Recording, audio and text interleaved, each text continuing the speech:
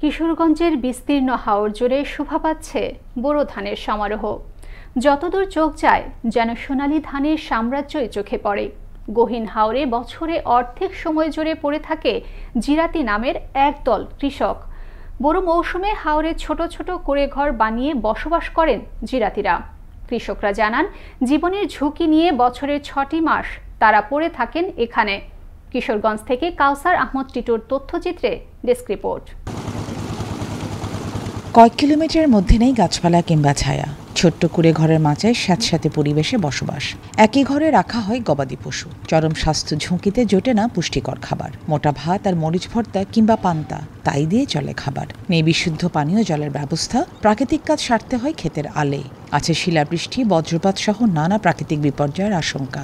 ঘরবাড়ি, আত্মীয় স্বজন ফেলে কার্তিক মাসে হাওরে জমি তৈরি করা, চারা রোপণ, সেচ, পরিচর্যা থেকে শুরু করে ধান কাটা, মারা, ঝাড়া, শেষে নতুন ধান সঙ্গে নিয়ে বৈশাখ জ্যৈষ্ঠ মাসে বাড়ি ফেরেন জিরাতিরা। ফলন ভালো হলে তাদের মুখে হাসি ফোটে। ভুলে যান পেছনের দুঃখ কষ্ট। আবারও প্রস্তুতি নেন পরের বার হাওরে যাওয়ার। ধান পাকলে দাওয়া মারা তুলিয়া গৃহস্থ করে দেয়া পরে যেমন লাগবো। তো আরো 3 মাস পর একসাথে সবাই নিয়ে আমরা বাড়িতে যাবো আর কি। এখানে গরু বাছুর নিয়ে আমাদের এক ঘরেই থাকতে হয়।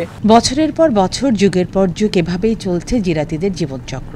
বাপদাদা থেকে শুরু করে তাদের বংশধরেরা এইভাবেই চালাচ্ছেন নিজেদের কৃষিকাজ। কিশোরগঞ্জের নিকলি, মিঠামই, ইটনা ও অষ্টগ্রামের 4টি হাওর উপজেলায় অস্থায়ীভাবে বসবাস করেন কয়েক হাজার জিরাতি। যে হাওড়ে যারা এই জিরাতি এসছে, স্বল্প সময়ের জন্য আসলো, তাদের সুপেয় পানির ব্যবস্থা এবং স্যানিটেশন ব্যবস্থাটা কিভাবে উন্নত করা যায়।